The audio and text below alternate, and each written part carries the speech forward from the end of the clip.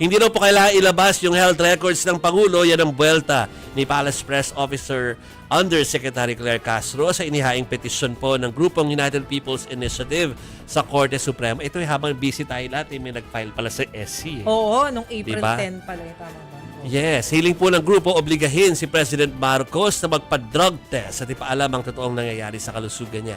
Yan din ang banat ni dating presidential spokesperson Harry Roque. Hindi raw kasi sapat yung pag-jogging ng Pangulo na ilang metro para patunayan ang kanyang maayos na kalusugan.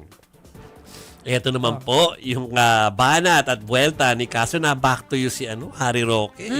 Nagdesisyon na dati yung Korte Suprema na hindi mandatory o kailangan ilabas ng isang Pangulo ang medical records niya. Inilabas siya ng SC nung panahon ni dating Pangulong Rodrigo Duterte nung hinihingi rin natin yung medical records ni dating Pangulong Rodrigo Duterte.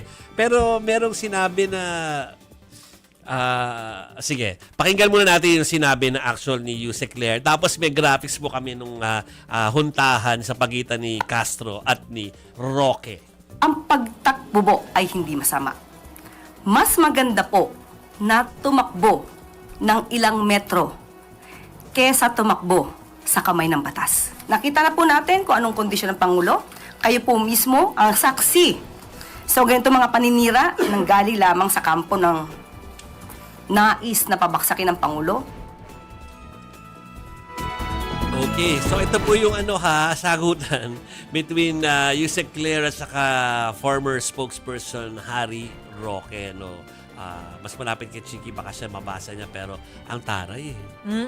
Mataray. Patingin. No, yung i-graphics na lang natin para mas makita po ng mga kababayan. May comparison. Para mabasa rin nila yung mga may monitor. Yes, Pinost kasi ito ni Attorney Harry Roque sa kanyang Facebook page. Kino-question niya kasi kung matatandaan natin, nung Monday ay nag-jogging nga at nag-jumping. Kasama mo! Kasama ko. Ilang metro talaga? Bilang nga namin ni Masik o ilang metro. Oo, parang feeling namin ni Jovi, mga 100 to 200 meters. Oo. Ano sabi, Miss Chiki? Ito na nga ang sabi ni Attorney Harry Roque patungkol dyan, mga kapatid. Mas mabuting mag-release ng medical bulletin kaysa patakbo-takbo ng ilang metro. Sabi naman ni Yusek Claire Castro, mas maganda pong tumakbo ng ilang metro kaysa tumakbo sa kamay ng batas. Aray. Grabe itong mga to. Mga pasaring na ganyan. Pero ako naman ang tanong ko, I'm all for Talaga ako kahit na may mga ng mga desisyon na daw tungkol dito ang mga otoridad.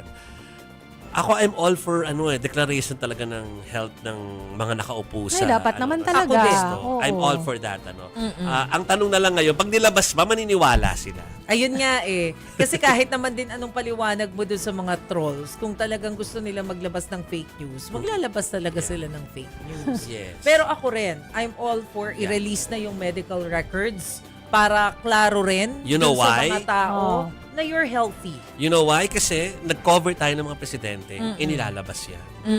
Diba? At wag nila sabihin na ngayon lang natin to hinihingi.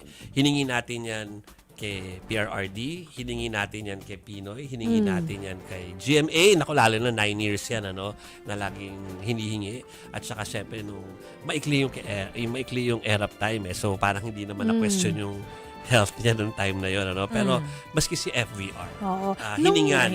Nung ba si FPRRD, nung kinustyon yung health niya, tapos nagmotor siya, naglabas din ba siya ng medical bulletin? No? Alam mo, hindi ko maalala Parang hindi ko parang wala akong maalalang ni-release na medical bulletin. Yung video na yun ang hindi daily. ko maalala. Yung video lang yung ni-release. Kaya lang, madaling araw kasi siya usually lumalabas. At saka doon sa kabilang side ng Malacanang. Oo, kabilang side yon, hindi side ng media. So talagang ang kuha nun, sina Senador Bongo ang mga kasama nun. Kasi nga, alam nyo na, hindi naman morning person din si FPRRD. Pero alam natin na hilig niya yun. So ganun din lang pala ang ginawa. Parehas lang sila. Yung parang Parehas pinakita sila. yung physical na kakayanan. Oo, kahit na nung ilang linggo nawala si FPRRD, may time kasi as in totally hindi namin alam kung nasan si Duterte. Sa lahat kasi ng naging presidente ng bansa, si President Duterte, yung hindi laging nasa Malacanang kasi alam natin na taga Davao siya. Tsaka Yes. ayaw niya, So, di ba? Takot almost siya. weekly siya pag ganun siya. Davao, Manila. Ganun siya lagi eh. So parang there was a time na ang tagal niyang hindi nakita ng media. Kaya talaga magtatanong ka, nasa na? Tapos parang Oo. natatandaan ko, there was a time na wala siya. Yung pala nagpunta siyang Hong Kong. Mm. Di ba? Tapos wala siya ng ilang linggo. Tapos eventually, nag-send si Senator Bongo na special assistant to the president pa nung time na yon ng photos Proof of ni life. FPRRD showing yung date na nakalagay doon sa mga dyaryo. Yes. So yun yung ginagawa nila. So it happens. At so, ganun din lang. Yung Pareho. ginawa ni PBBM. Yes. Oh, Ganun pero din naman. still, Oo. agree ako kay Jovi na Oo. sana maglabas na lang ng medical bulletin for transparency, For para sa ikakalma rin ng kalooban Oo. na Kasi siya. basically, kung wala ka naman talagang dapat ipangamba, ilabas mo na lang. Oo. Hindi, nagwo-wonder And- ako ba't humihingi si Attorney Roque? Kasi ganun din lang naman pala. Siya nga Pareho na, rin Oo, sila ng ganun din lang. statement eh. siya rin naman Oo. hinihinga natin dati. Oo. Oo. Kung ano siya hinihinga natin kung kamusta yung Pangulo. So, dapat naiintindihan niya.